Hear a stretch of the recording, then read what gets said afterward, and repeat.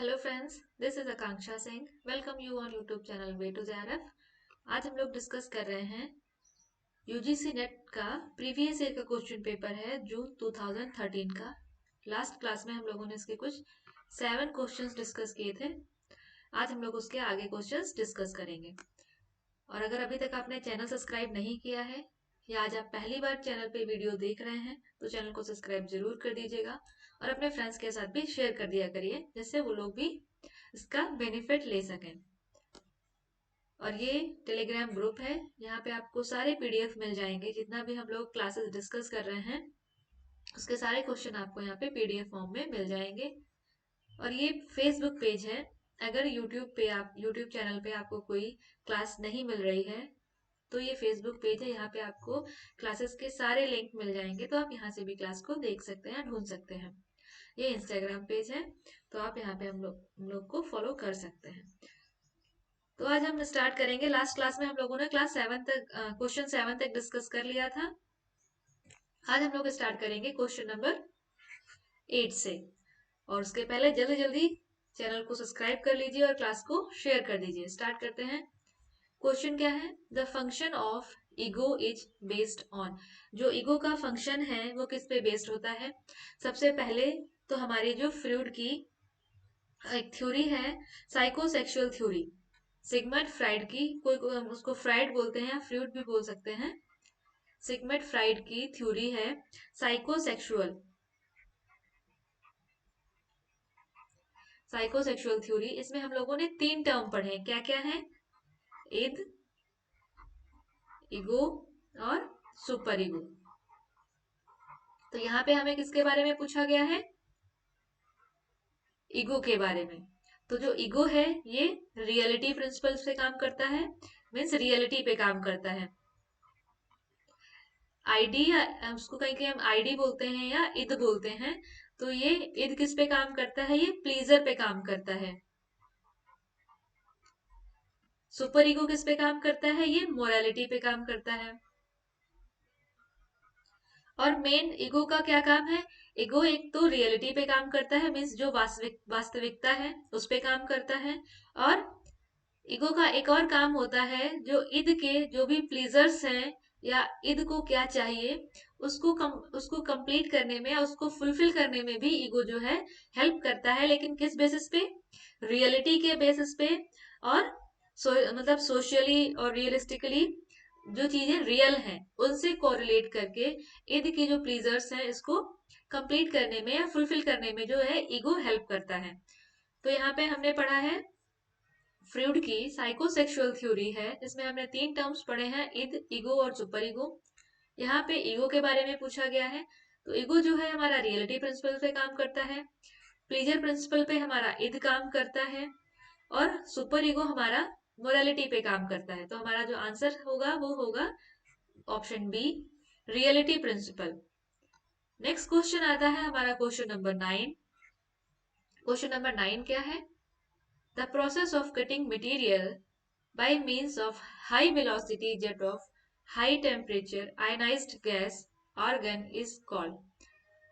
जब कोई गैस, जो हमारा इनर्ट गैस या हम उसको बोलते हैं आयनाइज्ड गैस, जो किसी भी मेटल के साथ या किसी भी चीज के साथ रिएक्ट नहीं करती है, डू नॉट रिएक्ट, ठीक है, ऐसी गैस जो किसी के साथ रिएक्शन नहीं करती है, उस गैस को यूज करके क्या करते हैं? हाई वेलोसिटी और हाई टेम्परेचर के साथ किसी चीज को कट करना। जैसे ये कोई मेटल है, मेटल पे कैसी गैस? आयनाइज्ड गैस या नॉन रिएक्टिव गैस जो किसी से रिएक्शन नहीं करती है, उस गैस को high velocity means high speed के साथ ऐसे पास किया जाता है। हाई स्पीड के साथ साथ इसका टेम्परेचर भी बहुत हाई होता है, जिससे ये मेटल जो है ये कट जाता है। तो इसको हम क्या कहते हैं? इसको हम कहते हैं प्लाज्मा कटिंग। प्लाज्मा कटिंग ऐसी प्रोसेस जिसमें हम लेते हैं आयनाइज्ड गैस या नॉन रिएक्टिव गैस, उसका एक एग्जांपल है आर्गन, जिसको हाई वेलोसिटी एक नोजल या हम बोल सकते हैं एक पतला सा पाइप के थ्रू बहुत पतले से पॉइंट से हम इसको पास करते हैं बहुत ज्यादा हाई स्पीड और हाई टेम्परेचर के साथ, जिससे मेटल जो है ये कट जाता है और इसको हम कहते हैं plasma cutting.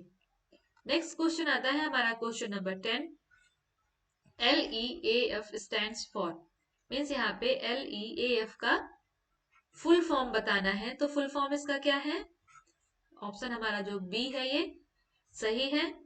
Labelling ecologically approved fabric, ऐसे फैब्रिक जिनको इकोलॉजिकली अप्रूव किया गया है, ऐसे फैब्रिक पे जो लेबलिंग होती है उसको हम लीफ कहते हैं। लेबलिंग इकोलॉजिकली अप्रूव्ड फैब्रिक, तो हमारा इसका जो ऑप्शन नंबर बी है ये सही है। नेक्स्ट आता है हमारा क्वेश्चन नंबर 11। तो हमारा क्वेश्चन नंबर 11 क्या है? A bedspread used for ceremonial occasion made with kantha embroidery. Kantha kantha embroidery के साथ बनाया हुआ बेड स्प्रेड, या हम बोल सकते हैं कि एक चादर जैसी चीज जिसको स्पेशली सेरेमनीज में, किसमें, मैरिज, स्पेशली मैरिज में यूज किया जाता है, उसको हम क्या कहते हैं? तो यहाँ पे हम बात किसकी कर रहे हैं? कांथा एम्ब्रॉयडरी की। तो कांथा कहाँ फेमस है? वेस्ट बंगाल में। वेस्ट बंगाल में फेमस है। इसमें कौन सी एम्ब्रॉयडरी होती है? तो इसमें रनिंग स्टिच होती है मोस्टली। यहाँ पे इसमें रनिंग स्टिच यूज की जाती है। और यहाँ पे हम दो टाइप की पढ़ेंगे, एक तो सुजनी कांथा और दूसरी लेप कांथा, जो कि किसी भी सेरेमनी या ओकेजन में यूज किया जाता है। तो यहाँ पे हमारे पास ऑप्शन कौन सा दे रखा है? सुजनी।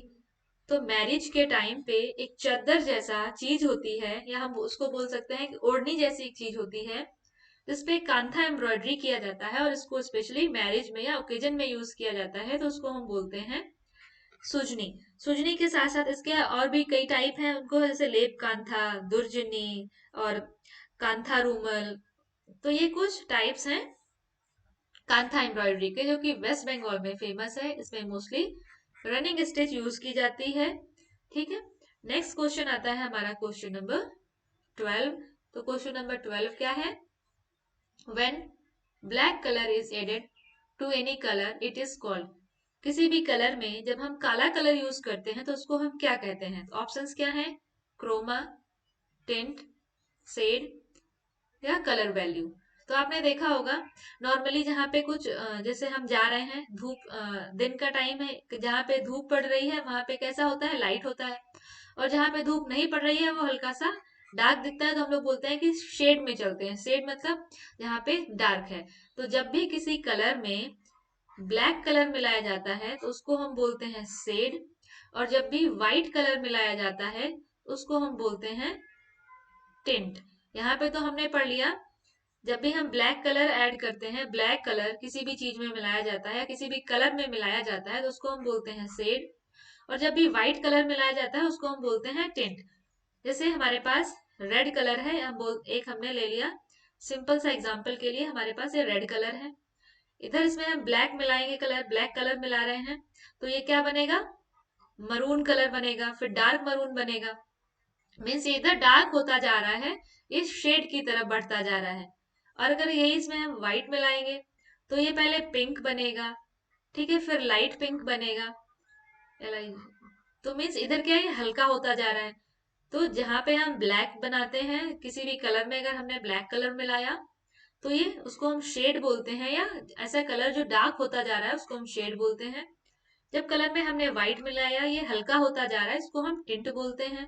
दूसरा हमारे पास क्या है? Chroma. Chroma means purity of colour, purity, purity of colour means जो हमारा मेन सिंगल कलर है, सेम प्योर वही कलर है, तो उसको हम बोलते हैं क्रोमा। इसमें कोई भी व्हाइट, कोई भी ब्लैक, कोई भी ग्रे शेड कुछ मिलाया नहीं जाता है। सिंगल जो कलर है, सेम जैसा as as it is colour को हम बोलते हैं क्रोमा, या प्योर कलर को हम बोलते हैं क्रोमा या purity of colour. Next question हमारा आता है क्वेश्चन नंबर 13। क्या है? Market is a place where there is, बाजार वह स्थान है जहां, ऑप्शंस क्या है? Exchange of services, shaping of goods and services, exchange of goods and services, finishing of goods. Market में स्पेशली क्या होता है? जब भी हम मार्केट जाते हैं, हमें वहां से कोई भी सामान चाहिए या हमें कोई सर्विस चाहिए, तो हम सामान या सर्विस, या हमें हमें सामान चाहिए, हमने पैसा दिया, हमें कोई सर्विस चाहिए, हमने पैसा दिया, या हमने किसी सामान के बदले कोई सर्विस ले ली। तो मार्केट में क्या होता है, exchange of goods and services. तो हमारा इसका ऑप्शन जो सी है ये सही हो जाएगा। नेक्स्ट है हमारा question number 14। Among the following symbols from pathway chart indicate the one which is use for delay.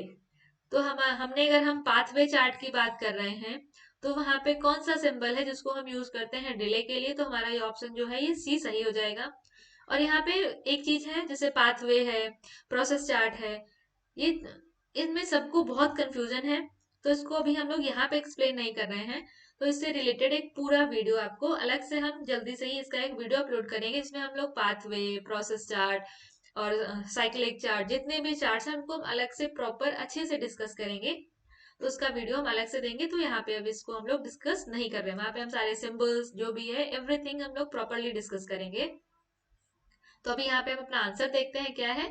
जो पाथवे है, पाथवे में अगर लेट हो रहा है, डिले हो रहा है, तो उसके लिए हम कौन सा सिंबल यूज करते हैं, तो उसके लिए हम यूज करते हैं ये ट्रायंगल। नेक्स्ट क्वेश्चन आता है क्वेश्चन नंबर 15। क्वेश्चन नंबर 15 क्या है, is a systematic arrangement and display of visual materials under a roof to create awareness and arouse interest in the minds of the learner about an idea। means एक जगह पे, या हम बोलते हैं कि एक एरिया है, वहां पे हमारे जो भी चीजें हैं उनको हमने विजुअली अरेंज किया है जिससे लोग आके उसको देखें, उसके बारे में उनको अवेयरनेस आए, उनमें इंटरेस्ट आए और नए नए आइडियाज आए। तो उसको हम क्या कहते हैं, आपने देखा है कहीं मेला लगा है, हम लोग बोलते हैं एग्जीबिशन लगा है, वहां पे क्या हो रहा है, हमें चीजें दिखाई जा रही हैं, हम लोग वहां पे जाके चीजों को देखते हैं, उनके बारे में जानते हैं, उससे नए नए आइडियाज आते हैं लर्नर्स में। तो उसको हम बोलेंगे एग्जीबिशन। एग्जीबिशन में क्या होता है, एक छत, एक कमरा जैसा है या एक छत के नीचे चीजों को डिस्प्ले किया जाता है, जहाँ पे लोग जाके उनको देखते हैं, जैसे म्यूजियम हो गया, वहां पे चीजें रखी हैं, हम लोग जाते हैं, देखते हैं, उसके बारे में पढ़ते हैं, नए नए कुछ कुछ आइडिया कभी कभी ट्रिगर करता है, ये ऐसा जो भी चीज है उसके बारे में पढ़ते हैं। तो ये हो गया हमारा एग्जीबिशन। अब डेमोन्स्ट्रेशन क्या होता है, अगर हम बात करें डेमोन्स्ट्रेशन की, तो इसमें किसी भी काम को कैसे करना है या उस काम को करके बताना, उसके बारे में एक्सप्लेन करना, इसको हम कहते हैं डेमोन्स्ट्रेशन। मीन्स जो भी काम करना है, किसी को हमें सिखाना है कि रोटी कैसे बनाना है, तो उसको रोटी बना के दिखाना, उसके बारे में उसको प्रॉपर एक्सप्लेन करना, इसको हम कहेंगे डेमोन्स्ट्रेशन। कोई भी काम किसी को अगर हम समझा रहे हैं कैसे करना है, तो एक ग्रुप लेंगे, उसको हम उनको वो काम करके दिखाएं, उसके बारे में बताएं, तो ये हम कहेंगे हो गया demonstration. Black board, black board schools में होते हैं जो कि टीचिंग के काम आते हैं। उसके बाद पोस्टर, पोस्टर अवेयरनेस के लिए लगाए जाते हैं। हमारा 15 इसका आंसर क्या है, एग्जीबिशन। नेक्स्ट क्वेश्चन आता है हमारा क्वेश्चन नंबर 16। क्या है, 5 year plan onwards there has been a marked shift in the approach to women's issue from welfare to development। जो पंचवर्षीय योजना के बाद महिलाओं के मुद्दे पर दृष्टिकोण में कल्याण से विकास का उल्लेखनीय बदलाव आया है। मीन्स इसमें कौन से 5 year प्लान में महिलाओं के कल्याण को ना लेकर, उनके कल्याण से लेकर उनके विकास की बात की गई है, कि महिलाओं को जहां पे उनके डेवलपमेंट की, एम्पावरमेंट की बात की गई है, तो वो कौन सा बोलेंगे कि वो कौन सा 5 year प्लान है, कौन सा प्लान है जिसमें महिलाओं के डेवलपमेंट की बात की गई है, वेलफेयर से लेके डेवलपमेंट तक की बात की गई है, तो हमारा वो है 5th 5 year प्लान। तो क्वेश्चन आपके पास ये है एक, कि हमारे जो 5 year प्लान FYPs हैं, ये कब स्टार्ट हुए थे, फर्स्ट 5 year जो प्लान है वो कब स्टार्ट हुआ था। ये आपको आंसर करना है कमेंट सेक्शन में, कि जो हमारे 5 year प्लान्स हैं, जो हमारा पहला 5 year प्लान है वो कब स्टार्ट हुआ था, तो ये आपको कमेंट सेक्शन में बताना है। नेक्स्ट क्वेश्चन आता है हमारा question number 17। For assessing nutritional status following methods can be use. अगर हमको न्यूट्रिशनल स्टेटस चेक करना है तो इनमें से हम कौन सा मेथड यूज करेंगे, तो ऑप्शंस क्या हैं, IQ टेस्ट, डाइटरी सर्वे, एंथ्रोपोमेट्री, साइकोलॉजिकल टेस्ट या क्लिनिकल एग्जामिनेशन। न्यूट्रिशनल स्टेटस के लिए हमने क्या, ए बी सी डी, हमने ये 4 टर्म पढ़े हैं ना। ए से एंथ्रोपोमेट्री, बी से बायोलॉजिकल टेस्ट, सी से क्लिनिकल एग्जामिनेशन, डी से डाइटरी सर्वे। तो यहाँ पे हम देखेंगे हमें कौन कौन सी चीजें मिल रही हैं। ए से एंथ्रोपोमेट्री, सी से क्लिनिकल एग्जामिनेशन, डी से डाइटरी सर्वे। तो हमारा ऑप्शन कौन सा सही हो जाएगा, 2, 3 एंड 5। तो हमारा ये 2, 3, 2, 3 एंड 5, ये हमारा ऑप्शन नंबर ए सही हो जाएगा, 2, 3 and 5। Dietary survey means whole day का हम चेक करेंगे कि जो भी पर्सन है उसका डाइट हिस्ट्री क्या है, उसका प्रेजेंट डाइट हिस्ट्री, प्रेजेंट में उसका डाइट कैसा है, उसका 24 आवर्स डाइट रिकॉल करेंगे। तो ये हमारा हो जाएगा डाइटरी सर्वे में। एंथ्रोपोमेट्री में हम क्या करते हैं, बॉडी के डायमेंशन चेक करेंगे, उसका हाइट चेक करेंगे, वेट चेक करेंगे, वेस्ट सर्कमफेरेंस, हेड सर्कमफेरेंस, ये सब चीजें हम चेक करेंगे। क्लिनिकल एग्जामिनेशन, हम क्लिनिकल एग्जामिनेशन करेंगे, ऐसे उसको देख के हमें क्या पता चल रहा है, मीन्स फ्लेकी हेयर्स तो नहीं है, पॉट बेली तो नहीं है, या ड्राई एंड ब्रिटल नेल्स तो नहीं है, इस टाइप की क्लिनिकल एग्जामिनेशन मीन्स जो सिम्टम्स आप देख के बता सकते हो उसको हम कहते हैं क्लिनिकल एग्जामिनेशन। तो यहाँ पे हमारा डाइटरी सर्वे, एंथ्रोपोमेट्री और क्लिनिकल एग्जामिनेशन तीनों यूज होंगे न्यूट्रिशनल स्टेटस को चेक करने के लिए। आईक्यू टेस्ट किसके लिए होता है, इंटेलिजेंस टेस्ट के लिए। साइकोलॉजिकल टेस्ट मीन्स जो भी पर्सन है उसके आसपास, उसके सोसाइटी में उसका बिहेवियर कैसा है, वो साइकोलॉजिकली वो चीजों को कैसे देखते हैं, तो ये होगा साइकोलॉजिकल टेस्ट। तो हमारा ऑप्शन जो ए है ये सही हो जाएगा।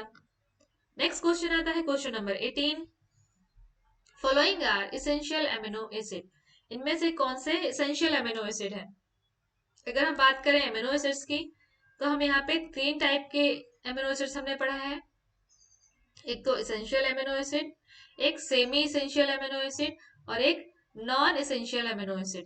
ठीक है, essential amino acid, semi essential amino acid and non essential. और नॉर्मली आप पढ़ते कौन कौन, हम लोग दो कौन से पढ़ते हैं, एक इसेंशियल एमिनो एसिड और नॉन इसेंशियल एमिनो एसिड।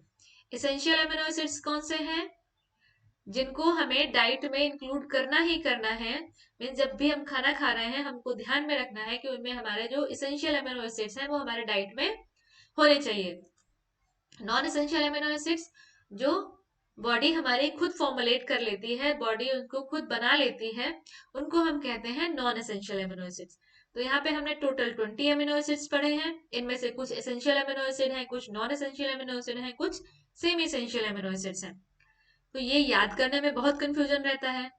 तो इसका एक ट्रिक वीडियो यूट्यूब चैनल पे अपलोडेड है, यहाँ ऊपर आपको आई बटन पे भी इसका लिंक मिल जाएगा। तो यहाँ से आप ये वीडियो देख सकते हैं जहाँ पे आप इजिली इसेंशियल और नॉन इसेंशियल एमिनो एसिड्स को लर्न कर सकते हैं। लर्न करने का बहुत सिंपल ट्रिक दिया गया है। अब हम यहाँ पे देखते हैं कि हमारे इसेंशियल एमिनो एसिड्स कौन कौन से हैं।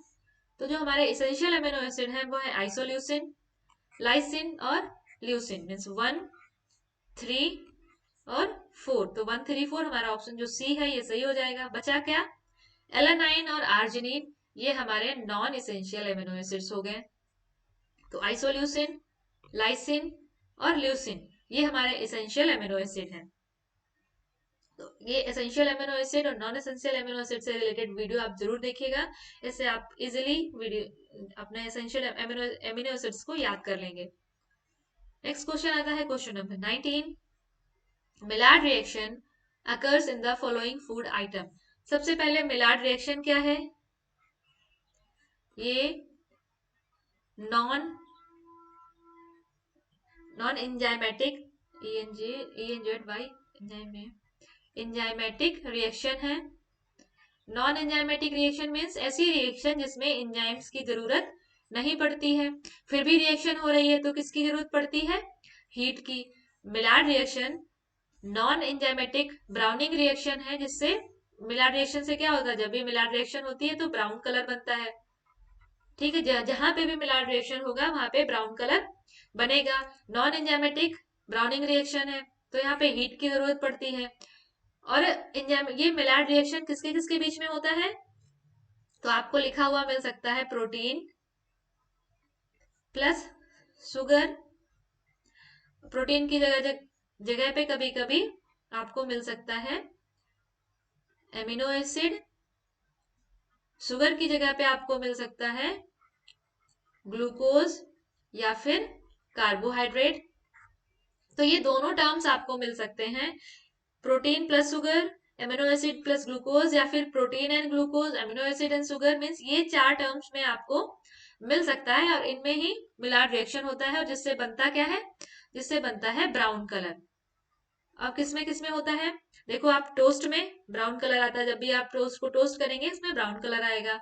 Milk cake brown colour, crust of cake इसमें ब्राउन कलर आता है। तो 1, 3 एंड 5, तो हमारा जो ऑप्शन बी है ये सही हो जाएगा।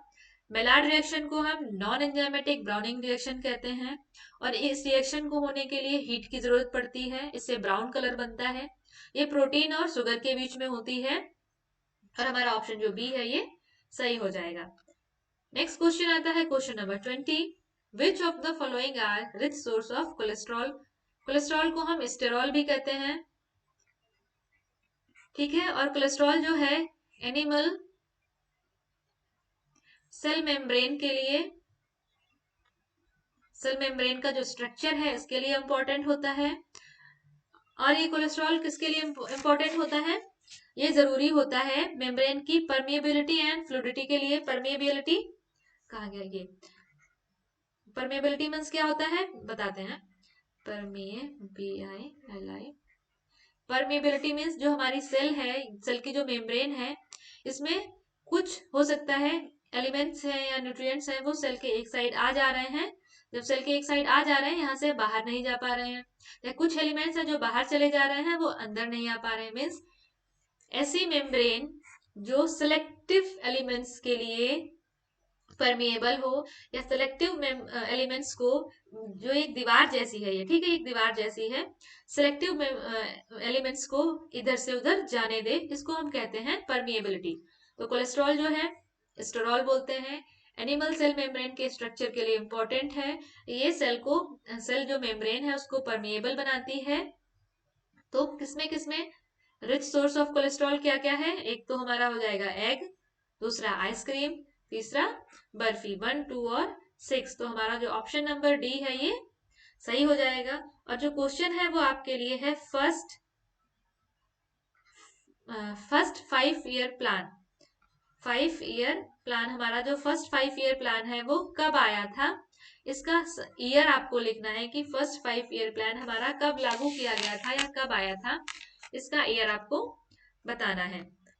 तो ठीक है, नेक्स्ट क्लास में हम 21 से डिस्कस करेंगे। और क्लास अगर आपको अच्छी लगी है तो चैनल को सब्सक्राइब करके जरूर जाएं और क्लास को अपने फ्रेंड्स के साथ शेयर करें।